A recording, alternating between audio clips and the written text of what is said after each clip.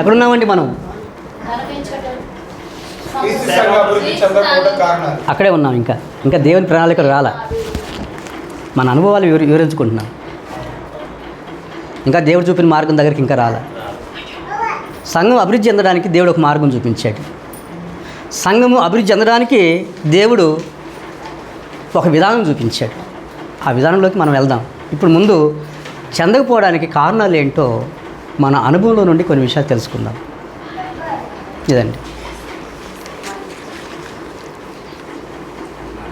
సంఘము చెదిరిపోవడానికి లేక సంఘము అభివృద్ధి చెందకపోవడానికి కారణం ఏంటంటే చర్చ్ బిల్డింగ్ని లేక సంఘము కూడుకునే స్థలాన్ని సేవకుడు తన ఇంటిపై నిర్మించుకోవడం, తన కులస్తుల మధ్య నిర్మించడం.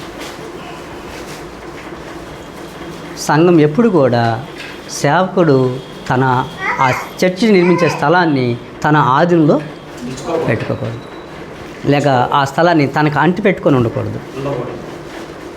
ఆ సేవకుడు సరి లేకపోయినా, ఆ కుటుంబం సరి లేకపోయినా సంఘము మెల్లిగా జారుకుంటుంది, ఆటోమేటిక్గా అవుతుంది. అర్థమవుతుందండి? అనుభవంలోంచి చెప్తున్నాను, ఊరికి అట్లా చెప్పడం కాదు. నా అనుభవంలో నుంచి ఈ 30 సంవత్సరాల అనుభవంలో నుంచి నేను చెప్తున్నటువంటి విషయాలు. సంఘం ఎప్పుడు కూడా ఆ కులస్తుల మధ్య, ఆ స్వార్థకుడి కుటుంబం పైన, ఆ ఇంటి పైన నిర్మించబడకూడదు. అలా నిర్మించబడితే ఎప్పుడైనా సంఘం జారుకుంటుంది చల్లగా. అభివృద్ధి చెందడం కాదు, క్షీణించిపోద్ది ముందు, అభివృద్ధి తర్వాత. అర్థమైందండి?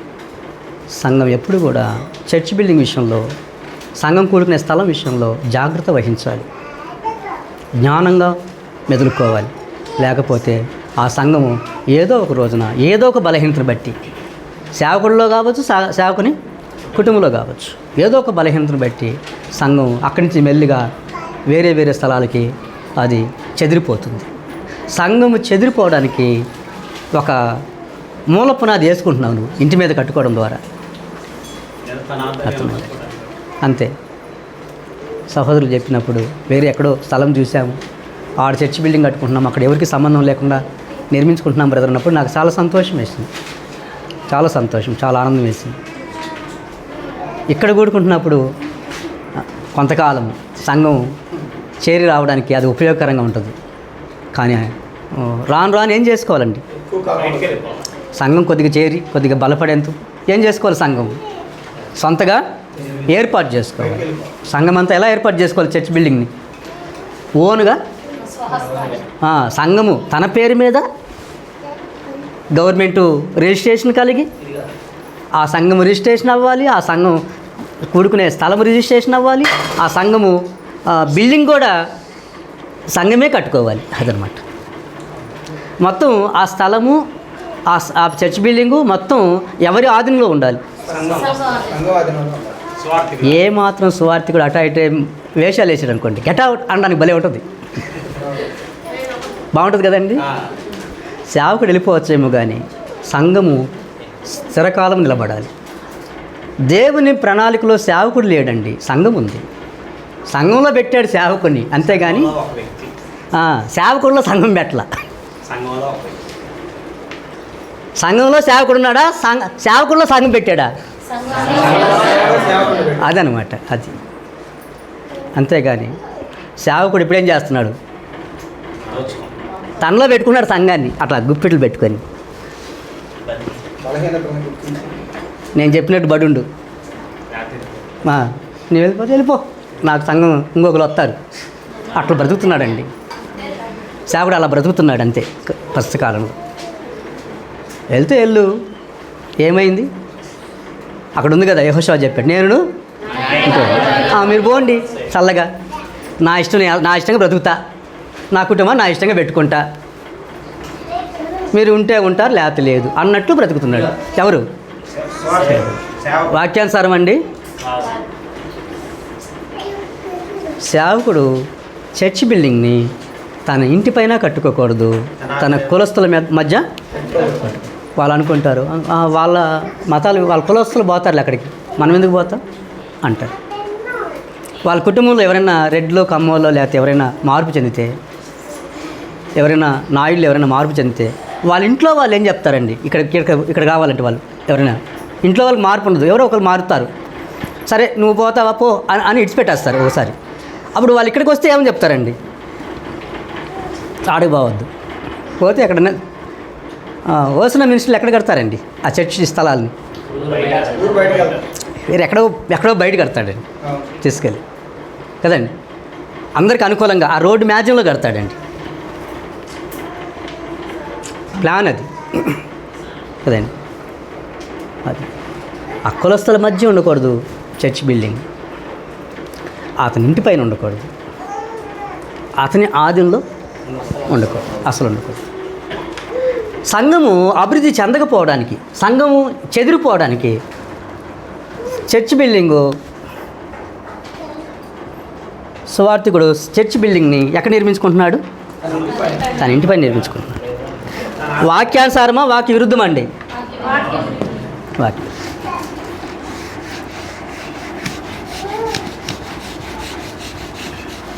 ఇవన్నీ కూడా నా అనుభవంలో నుండి నేను నేర్చుకున్నవి మీ ముందుంచుతున్నాను.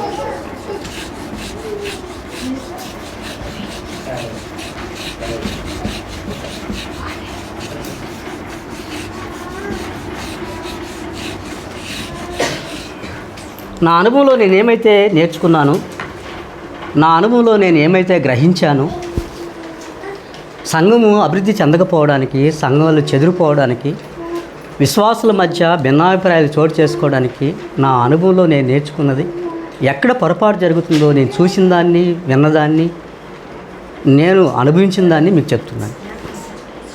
అదే సంఘము అభివృద్ధి చెందకపోవడానికి మరొక కారణం 7 ఏమి లేదండి.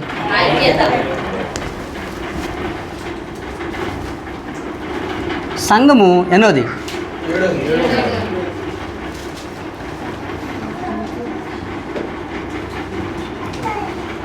సంఘము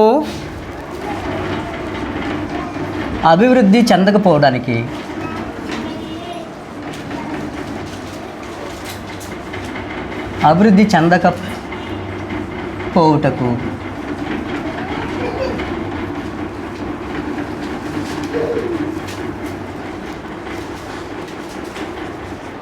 ఐక్యత లేకపోవటి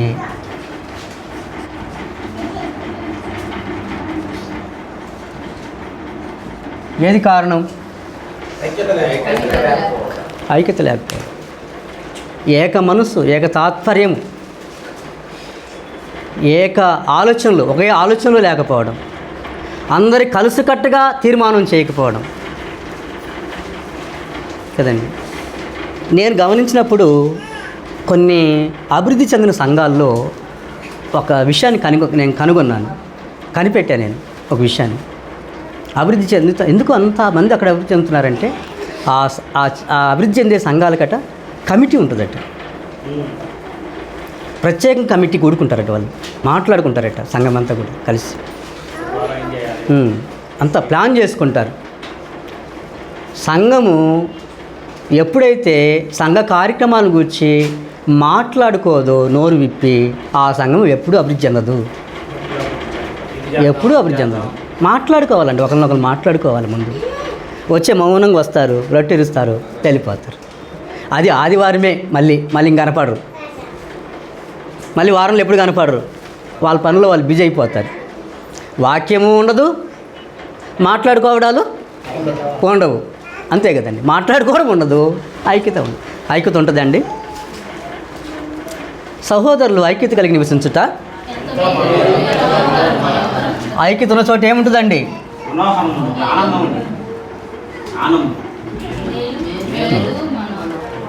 ఐక్యత ఉన్న చోట ఏముంటుంది?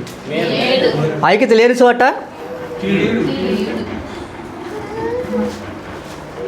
మేలు లేదు. అదన్నమాట. ఇంకా చదువుదాం. 133 కీర్తన. సహోదరులు ఐక్యత కలిగి నివసించుట ఎంత మేలు, ఎంత మనోహరము. అది అహరోను తల మీద పొయ్యబడి అతని అంగీలు అంచు వరకు దిగజారిన పరిమళ తైలం వలె ఉండను. సియోను కొండ మీద ప్రవహించు దిగివచ్చు. హెర్మోను మంచు వలె ఉండును. ఏముంటుందండి అక్కడ? ఆశీర్వాదం, శాశ్వత జీవం.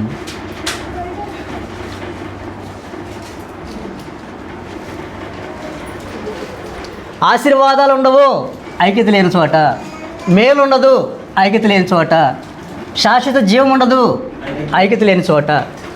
ఐక్యత ఉన్న చోట మూడు ఉంటాయి. ఐక్యత ఉన్న చోట ఈ మూడు ఉంటే అప్పుడు అది అభివృద్ధి ఉంటుంది. ఆ మూడు ఉండాలంటే ఇది ఉండాలి. సారీ,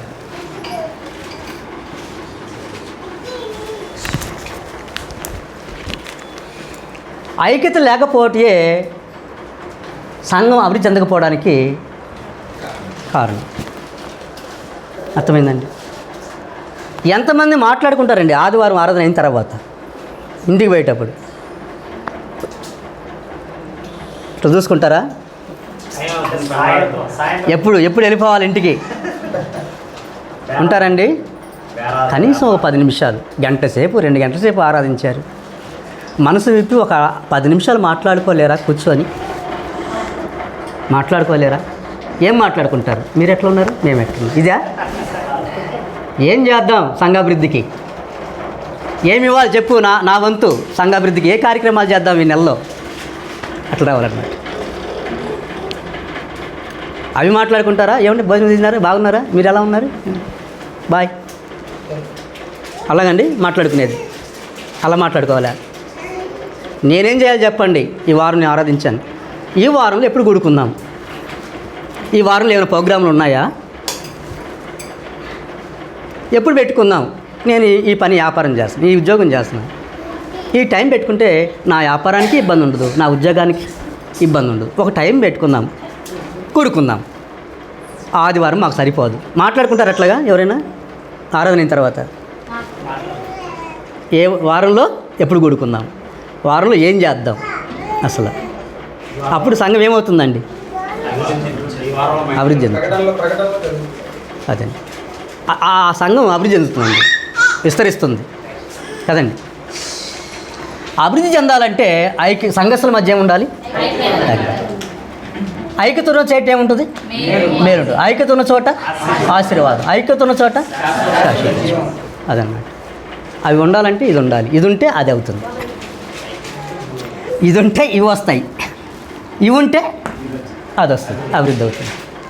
అదే, అది ఉన్న చోట అది ఉంటుంది. సరే, ఇంకేంటండి? ఐక్యత అభివృద్ధి చెందకపోవడానికి కారణాలు ఏంటండి? సంఘాల్లోనే కలహాలు ఉన్నాయంటండి. సంఘాలు ఏమొస్తున్నాయి? కలహములు, భేదములు, నువ్వెంత నేనెంత. ఎందుకు వస్తాయండి కలహాలు? ఎందుకు వస్తాయి కలహాలు సంఘంలో? ఇంకో కారణం చెప్పండి. కలహాలు ఎందుకు వస్తాయి? బాగా నమ్మించి 1 లక్ష రూపాయలు వసూలు చేస్తాడు ఒక సహోదరు దగ్గర, తర్వాత చేయలు దూపుకుంటాడు. చేతులు దుప్పుకొని పో, నువ్వెవరికి చెప్పుకుంటావు చెప్పు. ఆయన పోయి సువార్థికుడు చెప్పకుండా, సంఘానికి చెప్పకుండా కేసేస్తాడు. కేసేస్తాడు. వాళ్ళు వస్తారు బయట నుంచి. ఇప్పుడు ఫైటింగ్ ఉన్నాయా కలహాలు సంఘాల్లో? అప్పులు చేసేవాళ్ళు ఇచ్చేవాళ్ళు ఉన్నారా? ఉన్నారండి. కలహాలు వస్తున్నాయా? విభేదాలు వస్తున్నాయా సంఘాల్లో? ఆ రోజుల్లో సంఘాలు ఎందుకు కలహాలు వచ్చాయంటే, నేను పౌలు వాడను, నేను అపోలో వాడను, నేను క్రీస్తు వాడిని వాడను, నేను కేపా వాడిని గొడవ గ్రూపిజం చేసుకున్నారంట. వాళ్ళ కలహాలు. పౌలు ఎక్కువ, పేతురు ఎక్కువ. పేతురు కాదు, పౌలు కాదు, కాదు క్యాపా కాదు. క్యాప అంటే పేతురు కదండి. ఎవరు ఎక్కువ తక్కువ కాదు. మనం ఎవరి పార్టీ కాదు. క్రీస్తు విభజింపబడి ఉన్నాడా? అంతేనండి. మనమందరం కూడా క్రీస్తు అనుచరులం అండి. క్రీస్తుని అనుసరించేవారం, క్రీస్తు మాదిరిని బ్రతికేవాళ్ళం. గ్రూపిజం ఉండకూడదండి సంఘాల్లో. ఏముండకూడదు? గ్రూపిజం ఉండకూడదు. ఈనాడు క్రీస్తు సంఘాల్లో కూడా గ్రూపిజం. నేను ఏలూరు జాషువా గారి పార్టీ, నేను కేజీ కుమార్ గారి పార్టీ, నేను ఆయన సిహెచ్ జాకబ్ గారి పార్టీ, జి దేవదానం గారి పార్టీ, పిడి సుందర గారి పార్టీ. మేము ఏమయ్యండి? క్రీస్తు సంఘాలు కూడా విభజనలు. క్రీస్తు విభజింపబడి ఉన్నాడా? విభజనలు సంఘంలో వస్తే ఏం చెందదు సంఘం? అభివృద్ధి చెందదు. అది తర్వాత అది మనకి వచనం ఇచ్చాను మీకు, తర్వాత చదువుకోండి. కలహాలు భేదాలు కలిగి ఉండడం. కలహములు భేదములు ఎందుకు వస్తాయో యాకోబు పత్రికలో చెప్పాడు 2వ అధ్యాయం. భేదాభిప్రాయాలు ఎందుకు వస్తాయట? సేవకుడు ఉన్నోడిని ఒక లెక్క, లేనోక లెక్కలో చూస్తాడు. బాగా ఇచ్చేవాడు ఇంటికి 10 దారులు తిరుగుతాడు. పేదోడిని అసలు పట్టించుకోడు, వాడికి విలువ కూడా ఇడు. ముందు ఎక్కడ స్టార్ట్ అయింది భేదాభిప్రాయాలు? సేవకుడి దగ్గరే స్టార్ట్ అయింది. భేదాభిప్రాయాలు ఎక్కడ స్టార్ట్ అయింది? సేవకుడి దగ్గర స్టార్ట్ అయింది భేదాభిప్రాయాలు కదండి. సంఘస్థుల్లో ఆటోమేటిక్గా అవి వస్తాయి భేదాభిప్రాయాలు. లేని వాళ్ళని ఒకలాగా చూస్తారు, ఉన్నోడిని ఒకలాగా చూస్తారు. ఉన్నోడు రాగానే గౌరవిస్తాడు, కానీ ఆ గౌరవాన్ని లేనోడికి ఇడు మళ్ళీ కదండి. బాగా టిప్ టాప్గా షూటు బూట్ వేసుకొని వచ్చినవాడు ఒకలాగా చూస్తాడు. కొద్దిగా మురికి బట్టలు వేసుకొని, చింపిరి జుట్టు వేసుకొని, బక్కగా నల్లగా వచ్చినోడిని ఒకలాగా చూస్తాడు. మామూలు అయిపోయిందా? కామన్ అయిందా అనుకున్నా. ఉన్నాయండి భేదాభిప్రాయాలు? ఉన్నవాడు లేనాడు భేదాభిప్రాయాలు ఉన్నాయా? వాడు ఫలానా, నేను ఫలానా అనే భేదాభిప్రాయాలు ఉన్నాయా?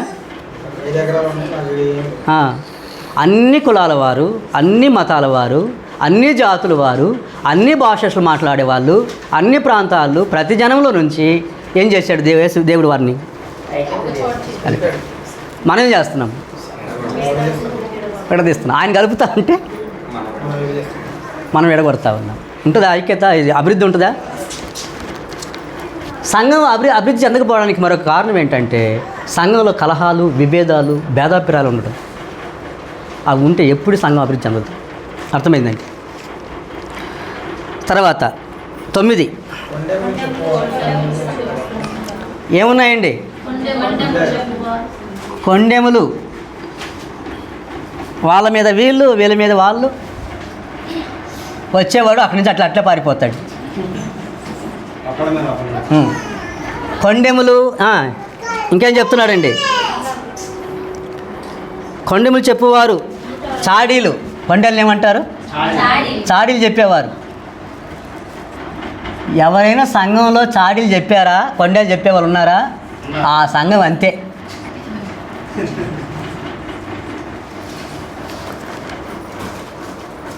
కొండెములు చెప్పువారు సంఘంలో, కొండెములు చెప్పువారు సంఘంలో ఉండుట వలన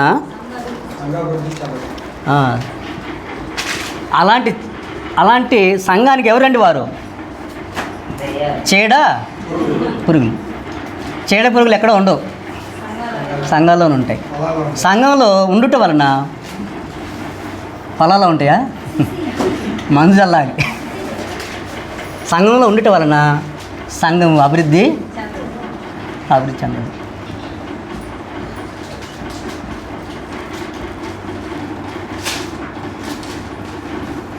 ఉన్నారండి సంఘంలో?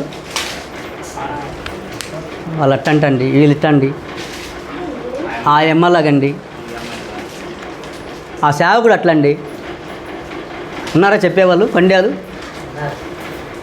ముందు సేవకుడు చెప్తాడు, ముందు వాళ్ళు ఇట్లా, వీళ్ళు ఇట్లా, వీళ్ళు ఇట్లా అని చెప్తాడు. ఉన్నారండి? ఎవరి గురించి చెడు చెప్పకూడదు, మనం ఎవరి గురించి చెడుగా మాట్లాడకూడదు. చెడు మాట్లాడకు, చెడు వినకు, చెడు కనకు, చెడు చెప్పకు, చెడు తినకు. అంతే కదండి. ఆయన మంచి సత్రా ఏం పెట్టాడంటే చెడు వినొద్దు, చెడు చూడొద్దు, చెడు వినొద్దు, చెడు తినదని పెట్టాడు. మనం ఇంకొక టైటిల్ పెడదాం, చెడు అనొద్దు, చెడు అనొద్దు, చెడు మాటలు పలకద్దు, చెడు చాడీలు చెప్పద్దు ఎవరి మీద.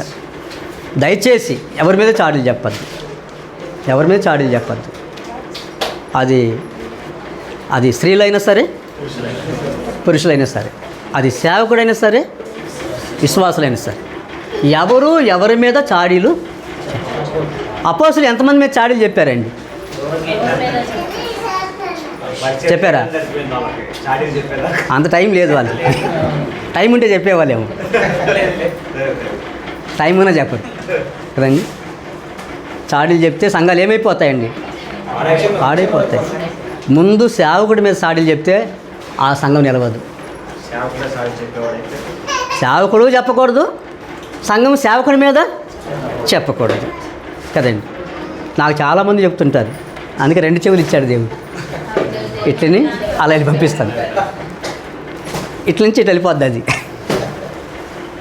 మనకి అట్లే ఉండాలి. ఇంట్లో ఇట్లా ఉంటాం, అది 3వ మనిషికి తెలియకుండానే అటు వెళ్ళిపోవాలి. 3వ మనిషికి తెలియకుండానే అది అటు వెళ్ళిపోవాలి. అక్కడితో అది సమాప్తం. అవి ఎన్నన్నా చెప్పుకొని అక్కడికి అది సమాప్తం అయిపోవాలి. అట్లా ఉంటే సంఘం ఆత్మీయంగా క్షేమాభివృద్ధి చెందుతుంది. సంఘము క్షేమాభివృద్ధి చెందాలంటే కొండలు చెప్పకూడదు, నెపములు చెప్పకూడదు, నేరాలు మోపకూడదు, ఎవరు నేరం ఎంచకూడదు, సహోదరులను ద్వేషించకూడదు, సహోదరుల యొక్క అపకారాన్ని మనసులో పెట్టుకోకూడదు కదండి. కొండములు చెప్పేవారు సంఘంలో ఉండటం వలన సంఘం ఎప్పుడు అభివృద్ధి చెందదు. ఎవరి అనుభవం చెప్తున్నానండి ఇదంతా? అది నా అనుభవం చెప్తున్నాను. రైటా రాంగా అండి? కదండి. సంఘము ఇంకా ఏంటి?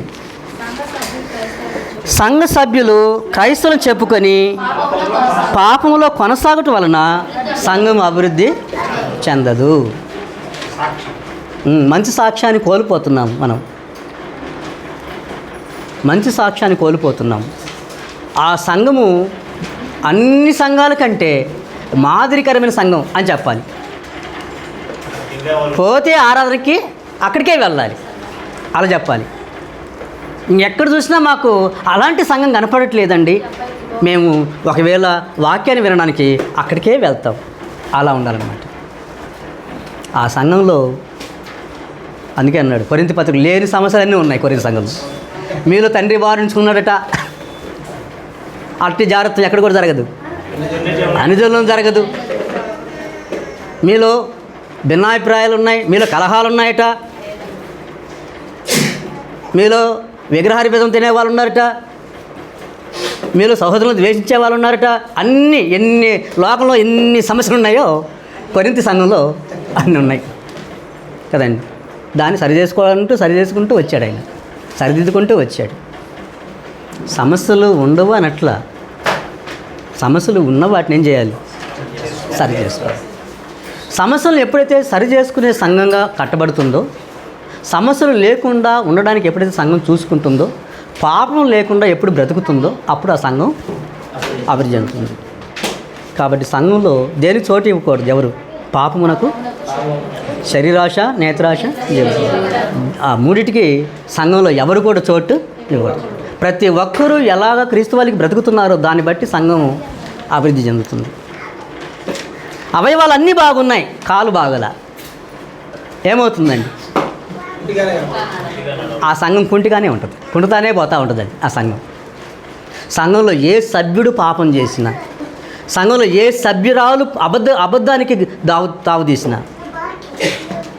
సంఘంలో ఏ సభ్యుడైనా కానీ మోహపు చూపు కలిగి ఉన్నా, వ్యభిచారి అయినా, ఏ సంఘ సభ్యుడైనా సరే సంఘంలో దోచుకునేవాడుగా దొంగగా తన సహోదరుని దోచేసుకుంటూ ఉన్నట్లయితే ఆ సంఘం కుంటుపడిపోతుంది, ఆ సంఘము పాడైపోతుంది. ఎంత కొంచెము నిప్పు అంత పెద్ద అడవిని తగలబెట్టినట్లు చిన్న పాపము ఆ సంఘం అంతటి పాకిపోతుంది. ముద్ద కొంచెమే పిండి పులిసింది, ముద్ద అంతటిని ఏం చేస్తుంది? పొల చేస్తుంది. మీరు పులిపిండి లేని వారుగా ఉండాలన్నాడు. ఎలా ఉండాలట? అది పులిపిండి లేని వారే కొత్త ముద్ద గుట్టకై మీరు పండుగను ఆచరిద్దాం. ఏంటి ఆ పండుగ? నిష్కాపట్యమును సత్యము. అదనమాట. ఏ పండుగ ఆచరించాలి? క్రిస్మస్ కాదు, ఈస్టర్ కాదు, నిష్కాపట్యము సత్యము అను పండుగను ఆచరింతుము అన్నాడు. ఎందుకంటే పులిసిన ఆ కొద్ది ఆ స్వభావము, చెడు స్వభావము మొత్తం అంతటిని కలిపేస్తుంది, మొత్తాన్ని పాడు చేస్తుంది, సంఘం అంతటిని పాడు చేస్తుంది. ఒక సహోదరుడు వచ్చాడట, భార్యని ముద్దు పెట్టుకోవచ్చని బాధ చేశాడట. తన భార్యని కాదట, మళ్ళీ ఎవరైనా ఆడవాళ్ళు మగవాళ్ళు ముద్దు పెట్టుకోవచ్చు, పవిత్రమైన ముద్దట. అదొక బాధ చేశాడు. పవిత్ర ముద్దు పెట్టుకొని ఒకరినొకరు ముద్దు పెట్టుకోవచ్చు అని చెప్పాడంట. ఏమైందండి? సంఘం అంతా భ్రష్టు పట్టుకుపోయింది. అంతే. భ్రష్టు పట్టుకుపోతావు లేదండి. నువ్వు చేసే బోధ సరి లేకపోయినా, నీ ప్రవర్తన సరి లేకపోయినా, ఎవరు సంఘంలో ఎవరు సరి లేకపోయినా, ఎవరు నీతిగా జీవించకపోయినా ఆ సంఘం పాడైపోతుంది. అంతే. అదండి సంఘము. సంఘంలో పాపం చోటు చేసుకుంటే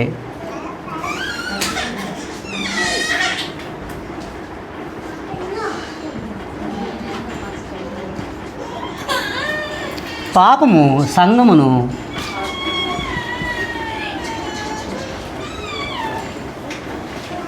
కుంటుపడేలా చేస్తుంది.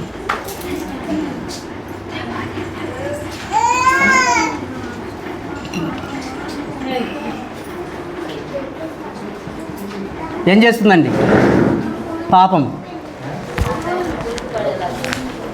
పాపము సంఘమును కుంటుపడేలా చేస్తుంది, అవిటి దారిలాగా చేస్తుంది కదండి. అది అవిటి సంఘమే. ఎప్పుడైనా పాపం ఎక్కడైతే చోటు చేసుకుందో, ఏ సంఘాలు అయితే ఉందో ఆ సంఘం అలాగే క్షీణించిపోతూ ఉంటుంది. ఒక్కసారి ఆ సంఘం మీద చెడ్డ పేరు వస్తే అది ఎప్పటికీ ఇంకా మాసిపోదు, ఆ మచ్చ అలాగే ఉంటుంది. వాళ్ళంటే అలాగంటండి, వాళ్ళ ఇంత భయంకరమైన అలవాట్లు ఉన్నాయండి, అది ప్రచారం అయిపోతుంది ఇంకంతే. అవదా అండి? ఆ సేవకుడు కుటుంబం, ఆ పిల్లోడంట అంత తాగుబోతంటండి, సేవకుని పొడికే తాగుబోతట. అదండి సేవకుని కూతురు ఆ సంఘ సభ్యులు ఎవరో ఒక మంచి వాడిని తీసుకొని లేలిపోయిందట, లేవనెత్తుకొని. మంచి సాక్ష్యమా చెడు సాక్ష్యం అండి? పాపం ఏం చేసిందండి? సంఘాన్ని పాడు చేస్తుంది. వాళ్ళ వ్యక్తిగతమైన జీవితము సంఘమంతటికి హానికరంగా మారుతుంది. సంఘమంతటికి ఇప్పుడు చెప్పండి, ఎంత జాగ్రత్తగా బ్రతకాలి? ప్రతి సంఘ సభ్యుడు ఎంత జాగ్రత్తగా బ్రతకాలి? ఎంత జాగ్రత్తగా బ్రతికితే సంఘం అభివృద్ధి చెందుతుంది. అర్థమవుతుందండి? పాపం లేకుండా జీవించాలి, పరిశుద్ధంగా జీవించాలి. ఏ పాపానికి నువ్వు చోటేసినా, ఏ దుష్టక్రియకు నువ్వు చోటిచ్చినా సంఘానికి నువ్వు హానికరంగా మారుతున్నావు. సంఘ అభివృద్ధికి నువ్వే అడ్డుబండ వేస్తున్నావు నీ ప్రవర్తన ద్వారా. అదండి నా అనుభవంలోంచి నేను చెప్తున్నటువంటి విషయాలు ఇవన్నీ, నా అనుభవంలోంచి చెప్తున్న విషయాలు. దయచేసి పాపానికి ఏమి ఇవ్వద్దండి, చోటు ఇవ్వద్దు.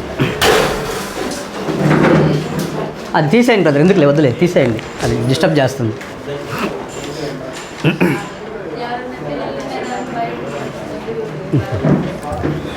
సరే, ఎన్ని చెప్పుకున్నామండి మనం? 10 పాయింట్లు చెప్పాను. సరే, ఇప్పుడు అసలు విషయానికి వద్దాం, ఇప్పుడు అంశంలోకి వద్దాం. సంఘము క్షేమాభివృద్ధి చెందకపోవడానికి కారణాలు చూసాం.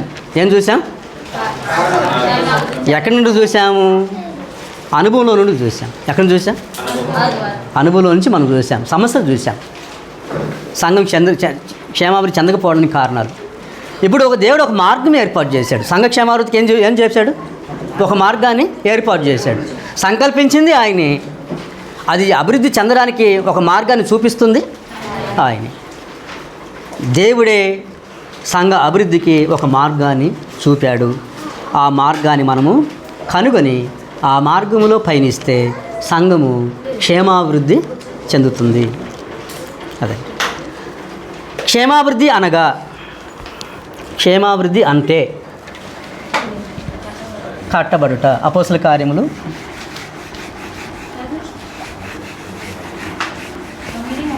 9:31. కావున యూదయ, గలిలయ, సమరయ దేశములంతటా సంఘము క్షేమాభివృద్ధి నందుచు అన్నప్పుడు అక్కడ ఫుట్నోట్లో కట్టబడుచు అంట రాసు. చిన్న అక్షరాల్లో ఏమంట రాశాడు? సరే, అప్పుడు అభివృద్ధి అనగా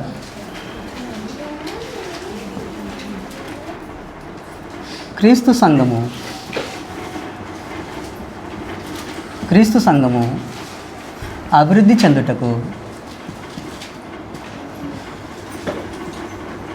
చెందుటకు దేవుడు ఏర్పాటు చేసిన, దేవుడు చూపిన మార్గము.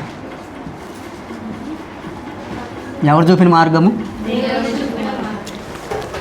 అభివృద్ధి కొరకు మనుషుడు చాలా చేస్తున్నాడు. తన సొంత జ్ఞానం. ఏ జ్ఞానం? సొంత జ్ఞానంతో చాలా చేస్తున్నాడు. స్కూల్ కడుతున్నాడు, హాస్టల్ కడుతున్నాడు, చిల్డ్రన్ హోమ్స్ అంటాడు, అనాథాశ్రమం అంటాడు. నేను స్కూల్ పెడుతున్నాను, రండి నా దగ్గరికి రండి, పిల్లల్ని చేర్చండి, ఇటు సంఘంలోకి రండి అంటాడు. ఇటు పిల్లల్ని చేర్చండి, ఇక్కడ సంఘంలోకి రండి. మా సంఘంలోకి వచ్చే వాళ్ళకి పిల్లల్ని చేర్చుకుంటాం, స్కూల్ ఉంది అంటాడు. ఎవరి జ్ఞానం? సంఘం అభివృద్ధి చెందడానికి నువ్వు చేసి నీ జ్ఞానంతో చేసేవి చాలా ఉంటాయి. కానీ మనం ఏ జ్ఞానానికి చూడాలి?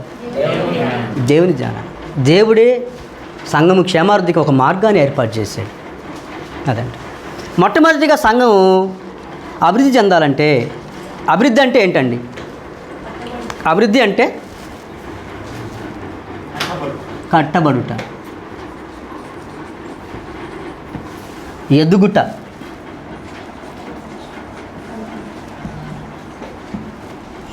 బలపడుట.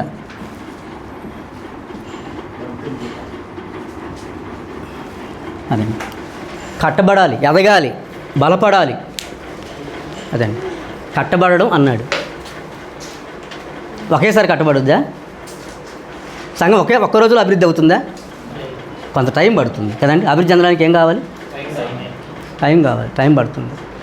అప్పుడు అభివృద్ధి కలగజేయడానికి దేవుడు చూపిన మార్గం ఏంటంటే, అభివృద్ధి కలగజేయవాడు ఎవరండి? మొట్టమొదటిగా దేవుడే. అపోస్తల కార్యములు 20వ అధ్యాయము 32వ వచనం చదివితే అభివృద్ధి కలగజేయవాడు దేవుడే. కొరింథీయులకు రాసిన మొదటి పత్రిక 3వ అధ్యాయము 6-7 వచనాలు చదివితే నేను నాటి తిని అపోలో నీళ్ళు పోసాను, వృద్ధి కలగజేయవాడు దేవుడు. నాటువాడిలోనూ ఏమీ లేదు, నీళ్ళిపోయేవాడిలోనూ ఏమీ లేదు, వృద్ధి కలగజేయ దేవునిలోని సమస్తం ఉన్నదన్నాడు. కనుక మన సంఘం అంతటినీ అభివృద్ధి పరచువాడు దేవుడు. మన పని అంతా ఒకటి ఏంటంటే ఆయనకు లోబడి బ్రతకడం, ఆయనకు లోబడి బ్రతకడం. సరే, మనము భోజనమైన తర్వాత మిగతా దేవుని సంకల్పం అంతటిని చూద్దాం. అంటే దేవుని ఏర్పాటులో క్షేమాభివృద్ధి ఎలా చెందాలని దేవుడు చూపించాడో వాటన్నిటిని చూద్దాం. సమాచారం ఇచ్చాను మీ చేతికి. ముందుగా ఒకవేళ ఎక్కడైనా బ్రేక్ అయితే అది మీరు ఇక్కడ చూసుకోవచ్చు. అర్థమైందండి? బ్రేక్ చేయను, సాధ్యమైనంత వరకు వివరిస్తాను. మీ ఎక్కడైనా బ్రేక్ అయితే సమాచారం మీ చేతిలో ఉంటుంది కాబట్టి మీరు చదువుకోవచ్చు. చదువుకునేదానికి వినేదానికి చాలా తేడా ఉంటుంది. సరే, మీరు భోజనమైన తర్వాత మరలా మనం కూడుకుందాము. వృద్ధి కలగజేయవాడు ఎవరండి? దేవుడే. అప్పుడు దేవుడు వృద్ధి కలగజేస్తాడు కనుక ఆ దేవుడి మీద మనం ఆధారపడదాం. దేవుడు చూపిన మార్గం మీద మనం ఆధారము చూపుదాం. అందరికీ వందనాలు.